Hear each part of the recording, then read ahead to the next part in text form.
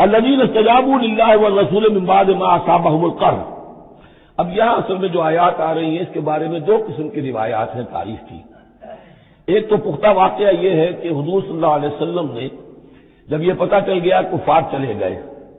اب جو بھی کچھ ضروری کام تھے وہ کیے، جو بھی شہداء سے دفنایا، پھر اچانک آپ کو خیال آیا کہ یہ کفار چلے گئے ہیں، لیکن ہو سکتا ہے انہیں اپنی غلطی کا احساس ہو کہ مسلمان جو ہیں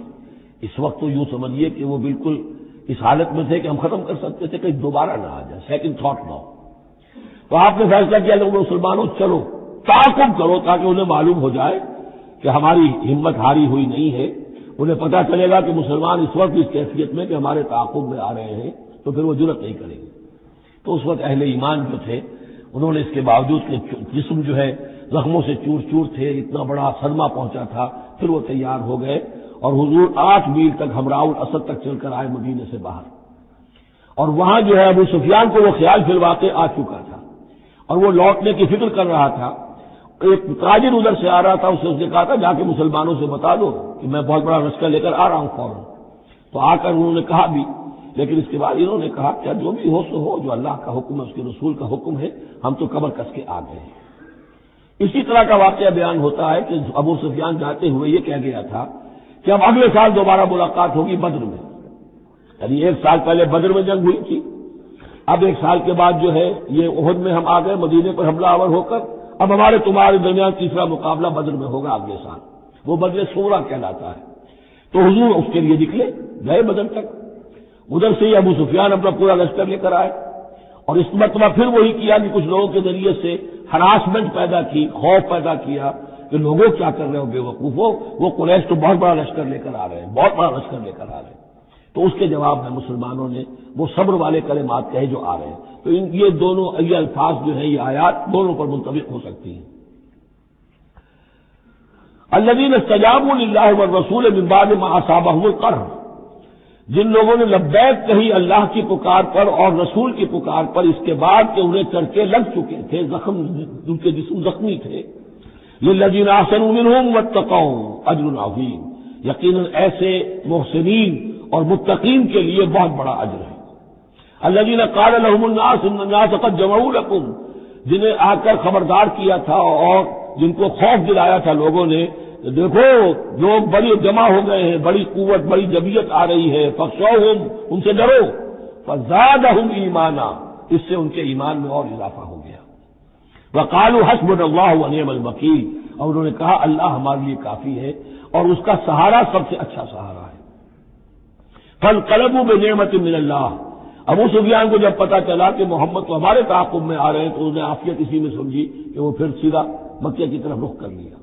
اور یہی معاملہ ہوا ہے کہ بدر صغریٰ جو دوسری مرتبہ وہ بدر میں آنے کا، جب اس نے سنا کہ محمد رسول اللہ تو اپنے پورے ساتھیوں کے ساتھ آ گئے ہیں تو کوئی کنی کترا کر اور طرح دے کر نکل گیا، مقابلے میں نہیں آیا۔ فانقلبوا بنعمت من اللہ، تو وہ لوٹ آئے اللہ تعالیٰ کے انعام سے، نعمت سے،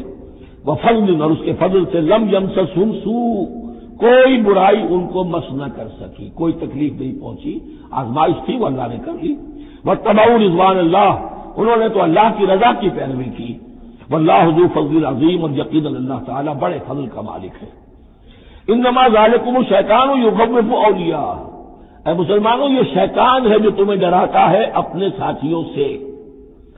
وہ چاہتا ہے کہ اس کے جو ساتھی کفار ہیں، حزب الشیطان ہے، وہ اس کا خوف تمہارے اوپر قائم کر دے۔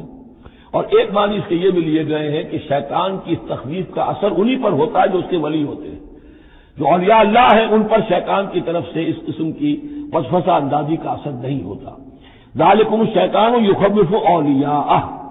وہ ڈراتا ہے تمہیں اپنے دوستوں سے،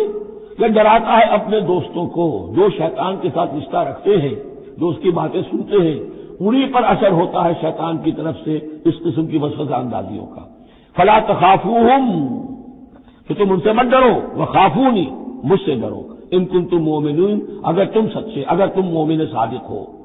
ولا يحزنك الذين يسارعون في الكفر، اور اے نبی یہ لوگ جو کفر کے معاملے میں اس قدر سرگرمی دکھا رہے ہیں، بھاگ دوڑ کر رہے ہیں، وفد جا رہے ہیں ادھر سے ادھر، یہودیوں کے وفد جا رہے ہیں مکے کہ آؤ چڑھائی کرو، ہم اندر سے تمہاری مدد کریں گے۔ اب یہ جو یوں سمجھیے جسے آج کل آپ کہتے ہیں کہ بڑی ڈپلومیٹک ایکٹیویٹی ہو رہی ہے اس وقت، ادھر ادھر جو پھر رہے ہیں، تو اے نبی اس سے آپ کوئی رنجیدہ نہ ہو، کچھ نہیں ہوگا، یہ سارا جو ہے وہ سیلاب کے اوپر کا جیسے جھاگ ہوتا ہے، اس کے سوا کچھ نہیں۔ ولا يحزنك الذين يسارعون في الكفر، جو لوگ یہ چلت پھرت دکھا رہے ہیں کفر کے لیے، اے نبی اس سے آپ رنجیدہ نہ ہو۔ انہم لن يضروا اللہ شیئا، وہ ہرگز اللہ کو کوئی نقصان نہیں پہنچا سکیں گے۔ یرید اللہ اللہ یجعل لهم حظا فی الآخرہ، یہ تو اللہ کے اس فیصلے کا ظہور ہے کہ اللہ نہیں چاہتا کہ ان کا کوئی حصہ آخرت میں ہو۔ وَلَهُمْ عذاب عظیم، اور ان کے لیے تو بڑا عذاب ہے۔ ان الذين اشتروا الكفر بالایمان لن يضروا اللہ شیئا،